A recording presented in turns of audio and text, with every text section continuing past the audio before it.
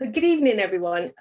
We might have some people joining us shortly, and I wanted to welcome you from SLA Europe and also SLA headquarters. Discussion and talk today is called A Career as a Business Library and Information Professional. But in terms of agenda, I am going to start, and then I'll get my colleague Neil, who's had a really rich and colorful career as a business librarian, discuss his journey to where he is now. I don't want to give too much away, so I'll leave it to Neil to talk after me.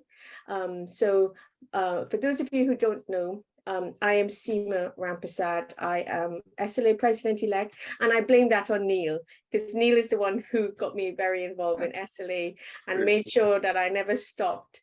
So many, many thanks to Neil, and I do owe him a lot. And for those of you who don't know, he was also my ex-colleague at the British Library.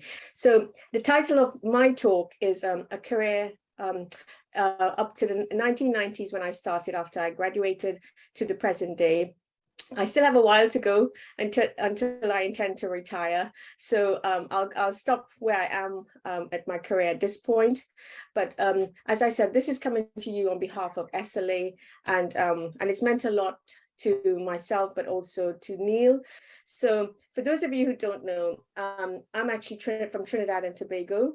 I grew up with pop culture in Trinidad. I grew up studying English literature, European history, and I was very much, we were talking about this recently, Americanization was very much in the Caribbean as well. Obviously, I'm of Indo-Caribbean descent, and Trinidad is a very multicultural, multi-relation country. But I was quite brave when I was 18, and I left Trinidad to come and study here. And I didn't know exactly what I was going to do. I know I didn't want to do English literature. No offense to people who studied English literature. I actually got accepted at the University of the West Indies to do English literature, but I came here and I did information and communication. And I still have a bias and an interest in media and music and pop culture. So I still get distracted, for those of you who know me on social media. So I end up doing information and communication. And at the time, we were doing online searching, we were building databases, we were learning, obviously things that are called metadata now. And actually, one of my first courses, the first year, I had to do a core course on managing information services with an overhead projector and everything.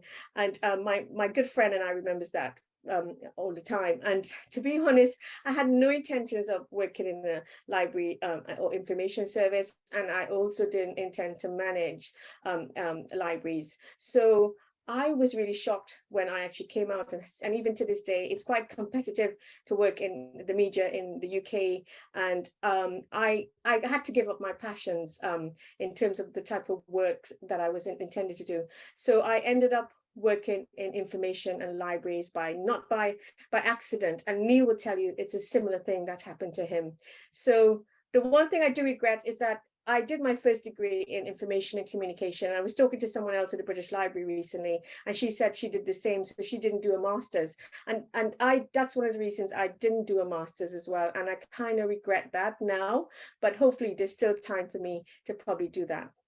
So being a Trinidadian, finishing my course, I was in my early 20s, and the first job I got was PricewaterhouseCoopers in their business information center in London. And that was such a great sort of experience in terms of, like, obviously I had work experience as part of my course. I worked part-time all throughout my studies. So landing this job in London was really, really great for me. I worked with some amazing people that I still call my friends. And obviously we were getting information inquiries in a busy global business information center by fax, using CD-ROMs. We had an online searching room just for online searching, so people wouldn't get distracted. But towards the end, obviously the internet was sort of like introduced. I remember there was only one computer with a modem when people had to book time to come into the center. So with it though, it was very much using technology, and things like communities of practice eventually came out of the internet. Databases changed from CD-ROMs to online sources, and all of that entailed everything that an information center required: physical resources as well as online resources. I had lots of experience in procurement, and actually worked with business analysts for the way that we actually procured content over the years. And also there was relationships with vendors. I had seniors at the time who were looking at the big contracts, and obviously I knew what they were doing, but they were really massive contracts. So I really didn't have much influence at that time on the contracts. But what I did like about PwC, it was a global community. I still think very wide and broad because of that experience. And I still have some of the people in the global community who are my friends. Some of the highlight over that time as well is that I did graduate recruitment for people who did want that experience to go and do their masters, and in the peak we were getting like 200 applicants for those places. One thing I do remember, and I have a great photo, as you can see, was being part of the community affairs. They were in the same sort of service that we were in, and I got to know them really well. I got involved in a local charity, and I was there for 12 years in that charity. And this was an award that I got for some funding with the charity director and the CEO at the time when they had this award ceremony. So these are some of my best memories of PwC, and the things that I'd learned then still carries through now. I then went on to the Greater London Authority, better known as City Hall in London. And it was really an exciting time. It was just before the Olympics. Everybody was talking about data. Things were open access. What I did like about working for the Greater London Authority's information services is that we had current awareness bulletins. So I became very much more involved in like news reporting, current affairs. It was very political, as you know, it still is to some extent, but understanding social policy, dealing with big amounts of data. I used to have to do file transfer data to our European partners. We had a European database called Urban Data. Some of you might know some of the local London databases that was centric to London, that was actually produced by us. So being aware of current awareness, and again, metadata, having policies and procedures of what you're going to write, because actually the data that what you actually created went into a database was really important. And things like freedom of information, records management was really important in terms of the corporate aspects of a library and information services. It was also the time when I started using social media. I was like a native at that time in the early noughties, and I agreed totally about engagement with digital media and also citizens. Yesterday I did a presentation for social media for British Library, and I would still always say that social media is really important in terms of engagement with our public and citizens. And I don't stop. I actually quite like social media, and I don't think I ever will. Nothing will replace it for now. If there is, let me know. But I did also use in that role my skills in the women's network. Is now the gender network, I understand, and I did bring in some of my information skills while I was City Hall.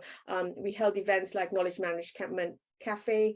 I was encouraging people to use social media, so I got some directors at PwC and people who were starting to do their own social media company to present in the London Living Room, which was at the top of the old building.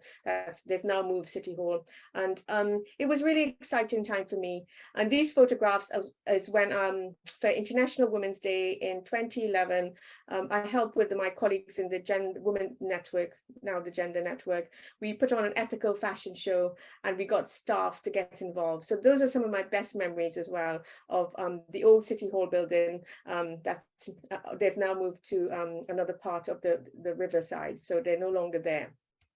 And now I'm at the Business and IP Centre at the British Library. Believe it or not, I've been here 10 years, and I felt quite comfortable coming back to business properly after PwC. City Hall had policy and it had economic plans and things like that, but we didn't have some of the things I had traditionally known at PwC in terms of like databases. So I won't talk too much of what we do because Neil's going to cover that. But you know, we are there for supporting businesses and entrepreneurs. I love being in the reading room. You still get asked for books, and you help people digitally as well in terms of live answers, queries, as well as chats. So it's quite, you know, we have the digital customers as well as people face to face. We run a whole program of workshops and webinars on intellectual property and business. We also do clinics. So clinics is something I had to learn, business clinics. Neil obviously empowered me, and my colleagues empowered me to do that. It can be daunting to give business advice. So I had to obviously train myself to do that in the last 6 years. We also do paid research for people who don't come in to do their own research, and we do lots of project works. It's great being at British Library because we are a national organization as well, international collaboration. I love the creativity and the culture and the curatorial aspects of the British Library. I get distracted all the time in terms of what's going on outside business. And currently there's the Breaking the News exhibition. And for those of you who are information professionals, you should try and make the exhibition before it finishes on the 22nd. I do feel at home at the British Library in the work that I do. I do feel appreciated by our customers and the experience that I have when I started at PwC, and all the sort of like library skills that I learned over the years. I do apply them in my roles. One of the best things that I did recently was the anti-racism project after George Floyd died. We made sure that things weren't going to stay the same, and it was a watershed moment for what we did and our policies. And there's some great things that are happening now in that project. It probably will end next year. And now we're into that hybrid model of working. And there is a rich collection at British Library. If you haven't been, please do. I sometimes give tours. I'm giving a tours for Stilip in September. And if you're, it's for, you know, in terms of the richness of the collection, it has the Indian Office collection, has Asian African collection, it has, you know, medieval history and everything you might be looking for. And I'm happy to show you around if you get in touch. And this is where I am now at the Business and IP Centre. Neil is going to cover some more about it. The British Library is for everyone who wants to do research, academics, commercials, creatives, or personal, and we're there to help you to start your business. So do get in touch, and I'm happy to show you around.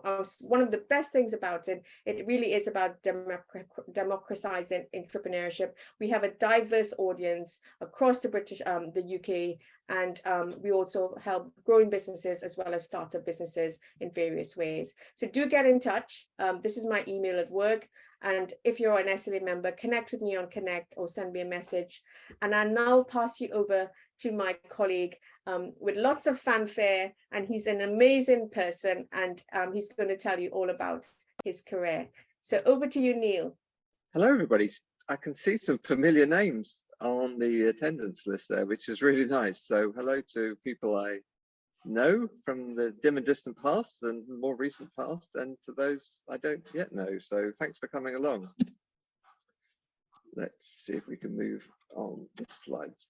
So I don't know if any of you will recognize this beautiful stately mansion. It's actually Keele Hall, which is part of the University of Keele, which is where I did my undergraduate degree. Now, I was a poor student, like many of us have been, and I was looking for work, and there were only two places where you could get work because it was a campus university. One was the university social club, the students' union, working behind the bar, and the other place where you could get a job was the library. And the good news was they both paid exactly the same amount of money, but the working conditions were quite different. So that was my first exposure to libraries. And I really I really enjoyed working there and getting paid to work there, which was fun. So my degree was in computer science, but I did quite enjoy programming a bit, but I just couldn't really see myself doing it as a vocation. And what I did discover when I was at university was that I was just incredibly easily distracted by anything and everything that came along. I just was interested in too many things for my tutors. I still remember writing an essay, because I also studied geography, about a town called Chandigarh in India, which was one of the very first new towns built in the 1950s by that famous French architect Le Corbusier. So I got so enthusiastic, I wrote this really great essay about this new town, and I only got a C from my tutor because they said I'd only used one book, but there was only one book about that new town in the library.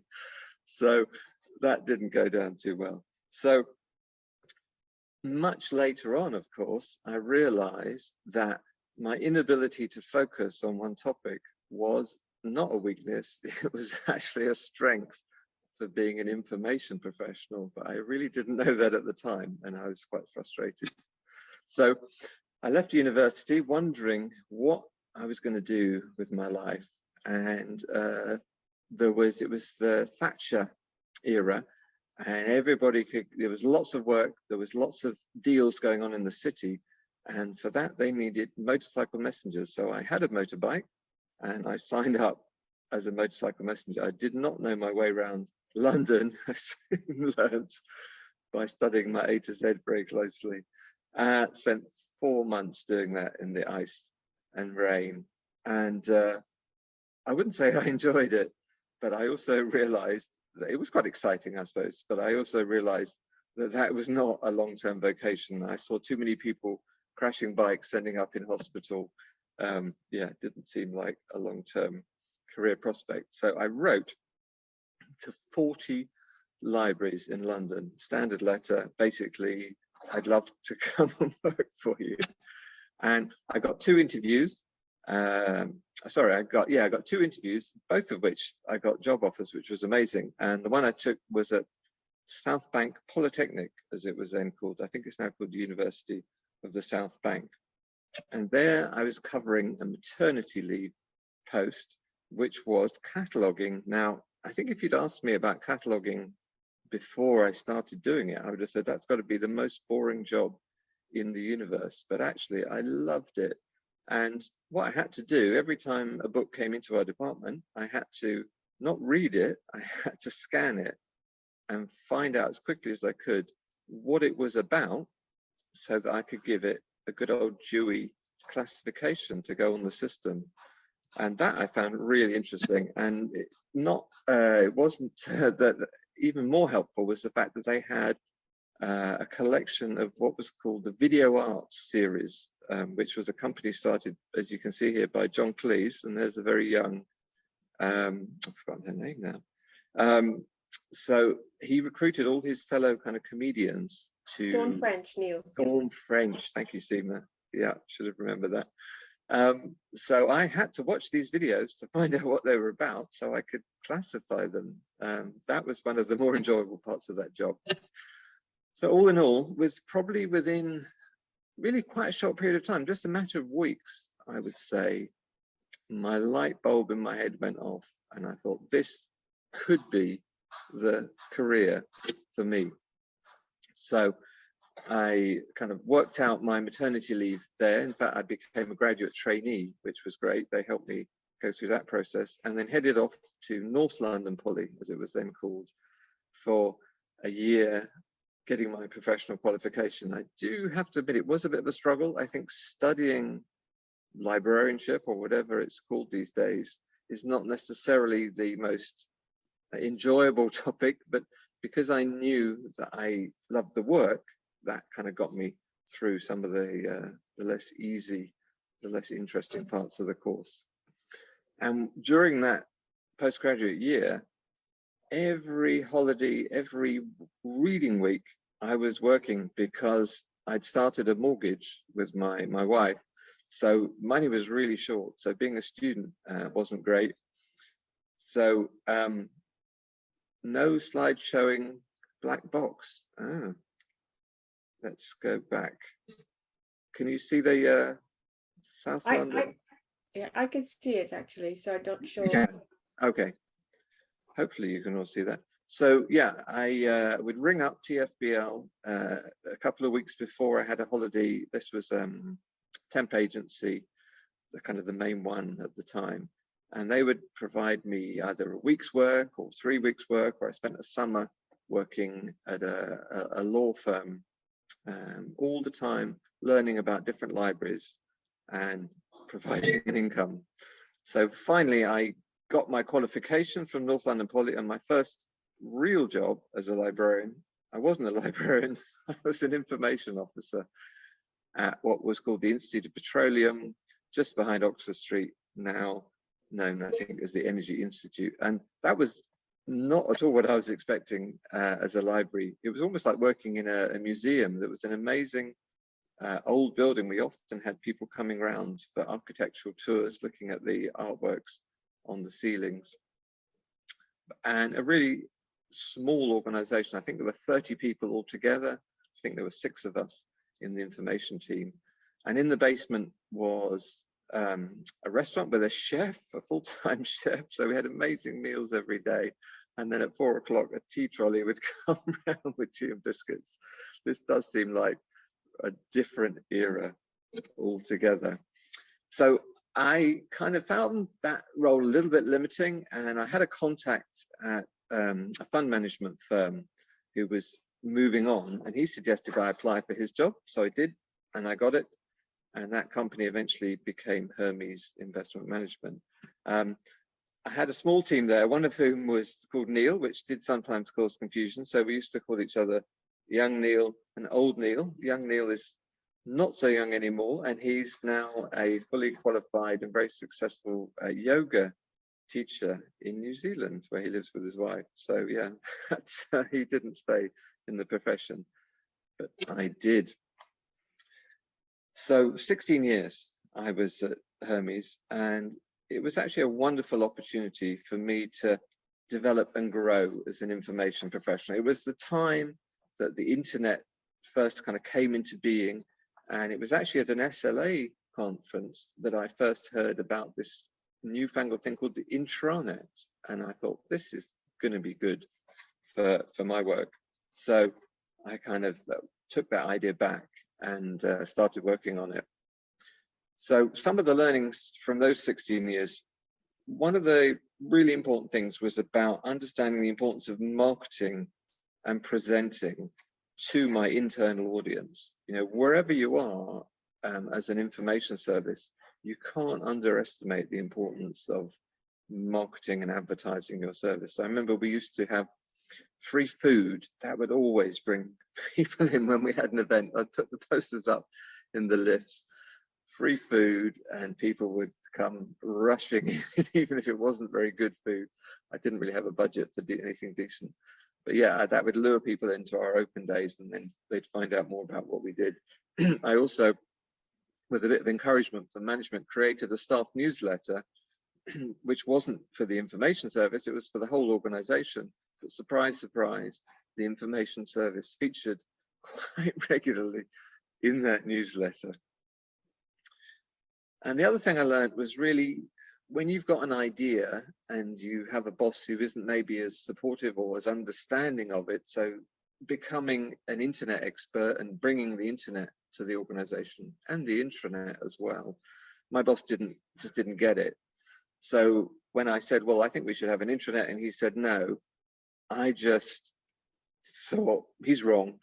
So I just carried on under the surface, literally under the desk. I had a computer where I developed our intranet and kind of got it to a point where it was worth kind of showing to the rest of the organization. They absolutely loved it. Chief executive wrote an email to all staff saying what a wonderful job I'd done. And strangely enough, my boss had a little bit of a 180 on that and decided I'd done quite a good job after all, and that having an intranet maybe wasn't such a bad idea after all. But if you work in the city, you can never guarantee that you're going to be there for that long. So new chief operating officer came in, saw the information service as a cost rather than a benefit. Maybe my marketing wasn't as good as it could have been, but he was just looking to make savings and make changes. A lot of new bosses like to make changes. So my whole department got shut down and I moved out. But that meant that as I actually, because I worked in the city, they had something called outplacement, which I don't know if many places do that anymore. Basically, you go to an office where somebody helps you get another job, and they're all kind of positive and enthusiastic. You're all depressed and gloomy. And they say, don't think of this as a bad thing. Think of this as an opportunity. You can now do the thing you've always wanted to do. What is it? What, given the choice of anything, what would you like to do? And I said, more of the same I was doing before, please. I really liked that. So thank goodness for the Business IP Centre and the British Library, because that meant that I could apply for a job where I was doing more of the same. So it was a challenge, I have to say, because it was an entirely new service. Not everyone in the British Library was as enthusiastic about it as I was, and my team was, and my colleague Isabel, also in the marketing team, who was really the driver behind it. So we had to really develop it as a business service for customers, being driven by the customers. So we had to listen to what they wanted, and what they wanted was us to give them business advice. They had an idea for starting a business, and it turned out that librarians are quite good at listening. They're not judgmental, and not just me, but many of my colleagues, it turned out, were actually business diviners. We could kind of see the flaws in the plans of our clients, and we wouldn't tell them this business is going to fail. We would just question them and get them to realize that they needed to do a little bit more thinking, perhaps, about their business idea before they could go on to the next stage.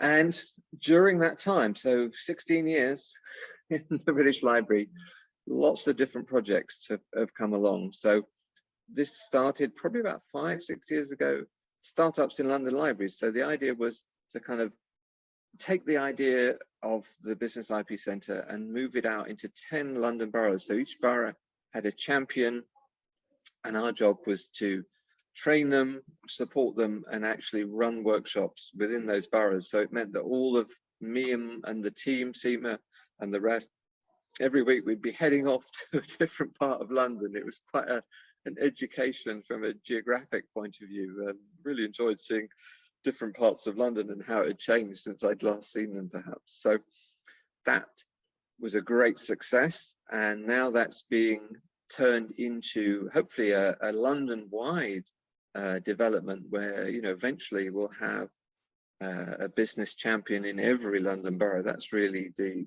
hope for that.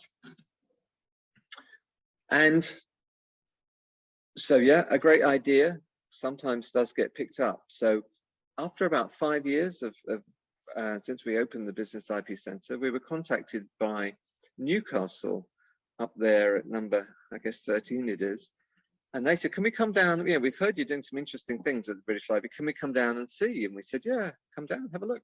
And they came down and they went away and they said, well, we'd quite like to open a Business IP Centre in Newcastle. And we said, oh, not sure about that. We hadn't really thought about that. And we said, well, maybe we're not ready for that.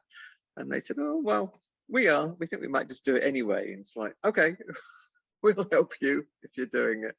So they did it 10 years ago, and it was a great success. And that then led to a project that we got funding for from UK government to maybe extend that idea across the country. So yeah, we're currently up to 18. I think Portsmouth 19 is opening very soon, next few weeks. And really the plan is to cover the whole of the UK. Every city and maybe eventually every town will have an element of a Business IP Centre. And I just love that idea. Why would people have to come always to London to get help with their business idea? If it's something really specialist and we've only got, a particular report that nobody else has, then that's fine. But they shouldn't really have to, everyone shouldn't have to come down to London to start their business. So yeah, now we have Business IP Centres all across the country, which is really great. So I don't need to tell you what happened nearly 2.5 years ago. COVID happened, and we had to pivot, to use a lovely business term, our service, and we did it really quickly, actually. And I think the credit mostly goes to my now retired boss, Nigel Spencer, there. But between the two of us, we took particularly these startups in London libraries, all-day workshops, and we turned them into all-day webinars, which wasn't really my suggestion, but the way the funding worked, it had to be a 6-hour delivery. So he would do 3 hours in the morning, I would do 3 hours in the afternoon, and at the end of that we were completely shattered.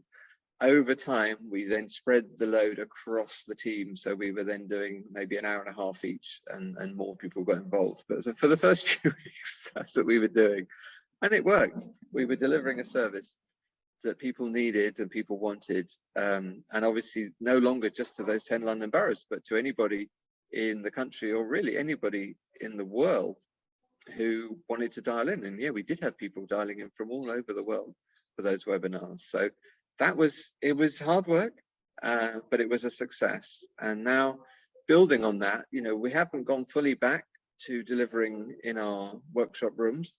We will do at some point, I guess. Well, that's down to Seema and her colleagues. But it's really looking at a hybrid model, because the fact we're able to reach people right across the world, that's something we don't really want to give up on. So now it's working out how to combine IRL events and a kind of virtual component as well, so we can reach as many people as possible. That's where they're hoping to go. So just to round off, 16 years at the British Library, just one or two highlights for me. I mean, there's so many I could draw on.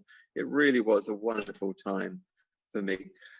My favorite businesses were always chocolate businesses, because I love chocolate. And whenever I help somebody starting a chocolate business, I say, okay, the deal is you have to bring in samples so we can try them. And Amelia Rope delivered on that promise, and she made the most amazing chocolate. She ran that business for 10 years, absolutely stunning and expensive chocolate. So it was really nice when she brought them in free. Jeff Wolf, he had a colleague who took one of the London hire bikes, that sometimes called Boris bikes, and had a serious accident because he wasn't wearing a helmet. So he spent years developing this folding helmet. So obviously, if you don't have a bicycle, you don't want to be carrying a helmet around with you. They're really bulky. So he developed this folding helmet, which has a patent on it, and that turned into a great success for him. But as with so many inventors, the whole process nearly killed him, destroyed his family, but he fought through it, and it was great to have success coming out the other side. This is one that's still pending. I'm a very keen gardener. In fact, literally, I've come in from the garden to deliver this workshop now that I'm retired. And I've got 2 of these kicker diggers, and they're just incredible. They just save your back. The #1 problem for a gardener is lower back trouble when you're digging over the garden. And this product is not, it's also a patented invention. It's not as successful as it should be. And I'm going to spend some of my spare time, I promised Nick that I'll see if I can do a little bit to help him become more successful, because it deserves to be successful. It's something that's helped so many people, and it's frustrating for me to not see it selling as many as it should. So some career lessons learned. What did I learn? Well, never stop learning. I think that, the world moves on, doesn't it? Society moves on. And I think it's incumbent on us, if we ever stop learning, if we ever stand still. I have learned so much from our clients coming in. I love it when sometimes they come in and they'll say, I'm researching whatever topic is, and I'll say, I've literally never heard of that before. They'll explain it to me, and I learn. I'm interested, and then I can help them. And yet, I definitely consider myself an introvert, but you just can't really afford to be. You have to overcome your shyness. You have to kind of push through. You have to promote yourself. It's just, that's how it is these days. And yeah, you can use social media. I actually discovered I loved blogging through work. I haven't picked it up yet since I've retired, but I might well. And yeah, people got to know me through that. I had quite a few meetings with people because they come across me through my blog. So that's one way to do it. But just generally using social media, Facebook, LinkedIn. So I never got this one right. Fortunately, my last boss, Nigel, he was wonderful, and he didn't need managing upwards. He was just easy. He was the best boss I've ever had. But other ones, not so good. I never quite got a hang of them. There's a great book on how to manage your boss. I only read it towards the end of my time, and maybe I could have learned from that before. Yeah, why not be ambitious? We won this award for Best New Service just after we got going. And the reason we won it is because I filled in the form and applied for it. And maybe the other applications they had weren't as good, who knows? But if you don't, if you don't try, then you don't succeed. And yeah, connections are so important in our profession. So yeah, the better connected you are. And SLA, of course, is, for me, was the best way of getting connected. You know, I was right back when I was working in the investment world, I was getting to meet people who were basically doing the same job as me in different organizations in America and other parts of the world. And they helped me so much learn from their experience. And, you know, going to those SLA conferences was a real joy for me, but it was also really helpful to my career. I learned so many useful things, and it kind of pushed me as well. There you can see me getting my fellowship, having to accept that and make an unexpected speech in front of 5,000 people was quite tricky. Luckily, I didn't have very much notice, so I just didn't have time to get worried. I just did it.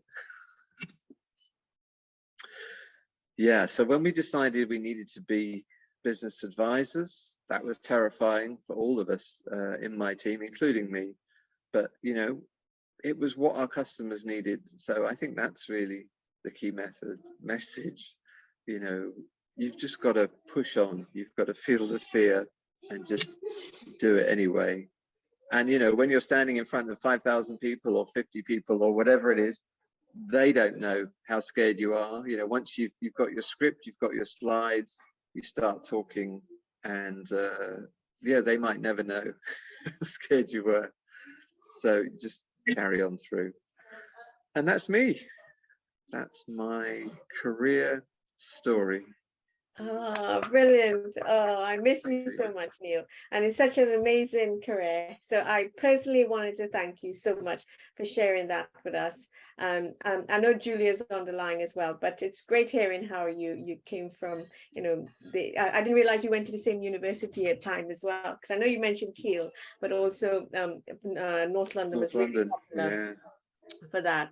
And I think one of our other colleagues as well in the Business and IP Centre went there. So obviously they turned out some good people. Yeah. So if you have any questions for Neil and I, please put it in the chat, or I don't think there's a Q&A box because it's a meeting format, but please put it in the chat. And I thank you once again, Neil. So I've got one question prepared for you. For me, yeah. Yeah, I think you might have covered it, but for someone starting off in the profession and who wants to start working in business libraries, how would you say is the best way to go about starting working in a business library if they haven't got the experience?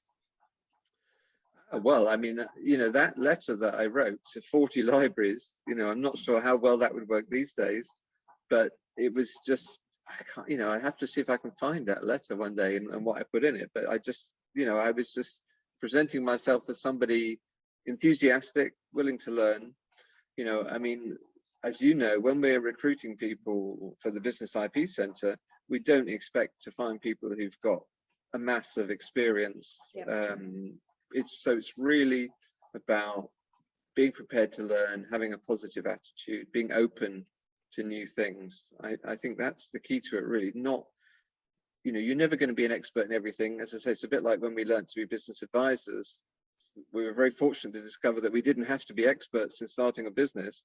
We just had to be good at listening to people, being open to new ideas. And I think for me, that would be the key. You're never going to know everything. You're never going to be an expert in everything. But as long as you're prepared to learn, I think that's the important thing. Okay, and there's one thing I really wanted to thank you personally for as well, is that your enthusiasm and passion for new technology, and you know, even little things at work, you know, you would kind of show me what's a great way of doing it. But you and Kate Arnold, who was obviously SLA's past president as well, yeah, encouraged me to blog. You said to me that, you know, I should blog, and I thought, do I really need to blog? But then you were doing it, and you were my colleague, and you gave me insights into using digital media. You were also one of the first person to actually include me in SLA Europe and got me involved. So in the digital communications group. I think Julia is also now our chair, and she's helping me host this meeting. So do you still feel excited about information technology now that you're retired, or you're going to keep track of what's going on? I do keep track, actually. Yeah, I'm slightly obsessed with electric vehicles at the moment. I think that's not only important, not only to kind of help deal with climate change, but just, yeah, it's amazing to see the developments that are coming down the line in terms of battery life and you know, the range that these cars can have. You can get I can't afford one, but you can get a car that has 500-mile range, electric car, which is, you know, better than a petrol car. It's absolutely amazing. So yeah, I am interested in technology. I use part of my retirement pension pot to put solar panels on my roof, so I keep a very close eye, especially in the last few weeks, a very close eye on how much electricity they're generating. Yeah, and we have obviously a colleague who said that you had to keep, as business advisors and intellectual property advisors, we had to keep track of innovations in tech. So we really need to understand what's happening as well. There's a great question from Marie, so I'm going to read it out for you. She said, "Hi Neil, fantastic talk and lovely to see you and Seema, albeit by video. You mentioned how useful attending the SLA conference were to your career. How did you volunteer and how did your volunteering and being involved with SLA Europe help you?" So when I was working at Hermes, I was very lucky. They seem to have an unlimited budget for membership to organizations. So I inherited 4 memberships of organizations. And I remember going to an event to do with online and met somebody there who became my mentor. I think I have to say, Sylvia James. Some of you may know her. And I knew that nobody else really had heard of where I was working, this pension fund investment firm. And I said to her, she said, "Where do you work?" I said, "Oh, Hermes." And she basically told me more about the organization than I knew, because I was quite new myself. And she said, "Oh, you've got to join SLA." And it's like, "Oh, have I really?"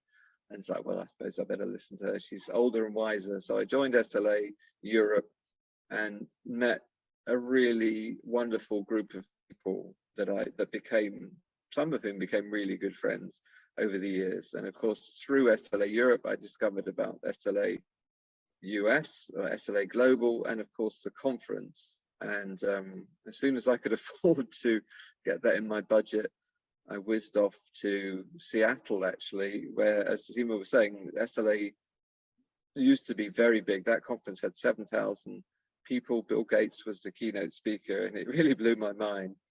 And just got to meet more and more interesting people, some of whom were directly relevant to my job. You know, I met the manager of the library at CalPERS, which was the California pension scheme, and she basically kind of half told me how I should be doing my job, which was helpful.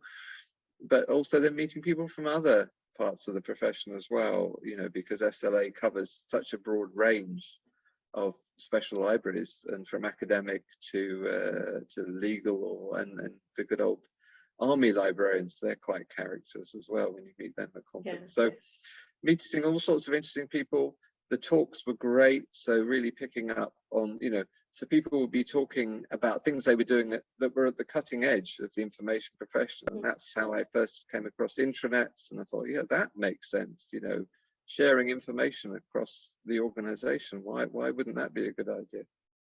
Yeah, definitely. Even in terms of like video conferencing, I remember you saying, oh, you don't have to go to the meetings because we do by video conferencing, and also being part of SLA on the board in Europe allowed me to pivot as well. Like when we were ready to deliver webinars and workshops in the pandemic, we were already doing this with SLA. So certainly being involved and volunteering with SLA Europe or wherever you are geographically helps. I know Jay Blatt is on the line. Thank you, Jay, for your best wishes as well, and I hope to see you in Charlotte next week.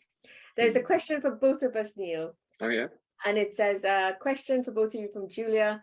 Is there a particular sector you would have loved to have worked? Law libraries, medical, or academic, etc.?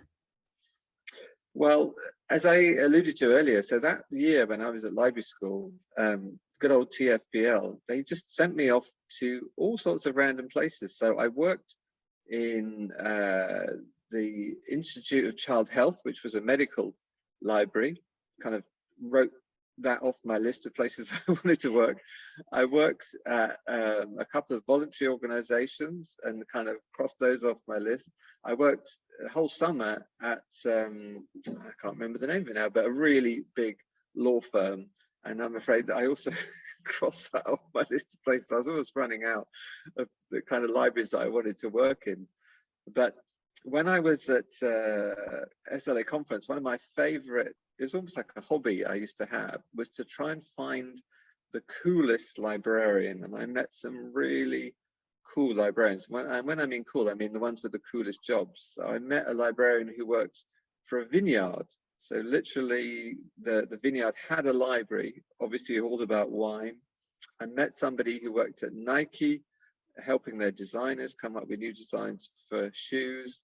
I met somebody who worked for Cirque du Soleil, researching new acts for Cirque du Soleil. So maybe those would have been more exciting and interesting than the ones I ended up. But I have no regrets about working at the British Library, helping people with their businesses. I've mostly enjoyed, almost every day, not every day, but almost every day. It was a joy. Yeah, and I could attest to that. Neil and I both worked in business. You can only do so much of business. You kind of get distracted by culture and media and everything like that. And we kind of privileged in the sense that we both did work I still work at the British Library, and it's so distracting with all the other subject areas, the cultural aspects as well, and great talks. But I do remember the time when you met the person from Cirque du Soleil and you told me about it. And there was actually an article in Information Outlook that SLA used to produce talking about this person who worked in Cirque du Soleil. And it's definitely one of the best libraries I've ever heard of. So I'm looking forward to my first conference as well and meeting those type of people who might still work in those specialist libraries. I know there's some of them that work in NASA, and that's quite interesting as well. Oh, NASA, yeah. Yeah. So there's one question from Alison. She said, thank you, Neil. Great talk. It's been great getting to know you through the business. Oh, yeah, this is something we should mention. Business Librarians Association, BLA. So you could mention a bit about that, formerly BBSLG. Were you sorry, the question was, were you the first person outside of academic libraries to be allowed to become a member of the organization? That's probably true. That is true, actually. Nice to see you, Alison. Gosh, yeah, that you take me back. So when I joined, when we kind of created the Business IP Centre, I looked at relevant organisations, and yeah, what became the BLA was definitely it. So I got in contact, and it was kind of run by a kind of, I wouldn't say a clique, but and I certainly can't remember the names of the people or the person who was in charge, but I got a fairly robust no, you're not welcome here kind of thing. So I just kind of carried on doing what I was doing. I was busy developing the service. And then a few years later, I was actually invited to present about the Business IP Centre in Dublin. And that was, I think, the turning point. So then after that, we were invited to become affiliate members. So yeah, I think we were the first kind of academic members of the BLA. And I should really say BLA, it's funny because, you know, so much smaller compared to SLA, but small but perfectly formed, and especially the conference. Conference was always amazing. And I just, yeah, I loved going to that. So they were like chalk and cheese, the two conferences, but BLA was a great conference. I always looked forward to attending that. And yeah, that's where you're going to pass the baton to me. So I've never been to a BLA conference. I know you're very active online and you share so much insight. I actually came to a point where in my career where I actually was really hurt by not being appreciated as a business librarian. So when Neil only about 3-4 years ago showed me what BLA does online and how they discuss things and share insights and best practice and things like that, and I realized, oh my gosh, I've been missing out on this. So well done to BLA, and I would love to see us collaborating with BLA and SLA Europe in the new year. I know things have been difficult in the last couple of years. Laura's got a great comment. She said, I remember meeting the wine librarian and the Nike librarian at SLA conference. What fascinating sounding jobs, and thanks for a fantastic talk, Neil. And Julius, yeah, we miss you, Laura. We hope your studies are doing great. And the last one, I think, because we've just come up to time, Julia saying also, what would you love to see as a destination for future SLA conferences? Mauritius was her suggestion. Julia's biased, but she's Mauritian background. I would love to see that. Well, you know, the one that I never got to, because I spent a gap year traveling around the States, and I was always desperate to go back to San Francisco. And for reasons I never understood, they just didn't do SLA conference in San Francisco. So I got to visit so many other amazing cities, San Antonio, Philadelphia, Toronto. But yeah, we never got to go back to San Francisco. So that's would be my go-to place, San Francisco. Yes, sure. Great suggestion. And Julia, we are an international organization. We just need to get those local people more involved and probably go to those countries as well. I know the Asian chapter do great events in the various Asian countries, and we ourselves as Europe, we have ambitions to probably in the future years to move to other European countries, not be London centric, and hopefully we can do that as well. So it's coming to an end. We've just a minute over.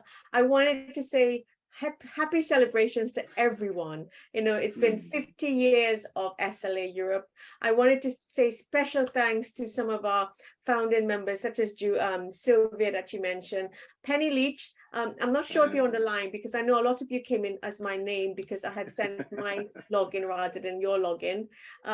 So I wanted to say, Penny, if you are on the line, I wanted to say a special thank you, Geraldine, Stephen Phillips, John Cole, all of these people who've helped us over the years, who've actually hosted events. I know Victoria's on the line, and we need you to stay engaged. We need you to be involved.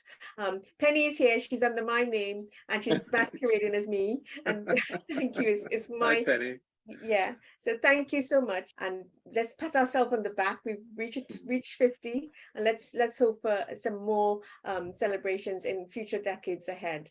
I know we will still be here. People still need information. People still need data. People still need the internet in some form, or books and collections and things like that. So don't write us off, and we're going to survive some way or the other.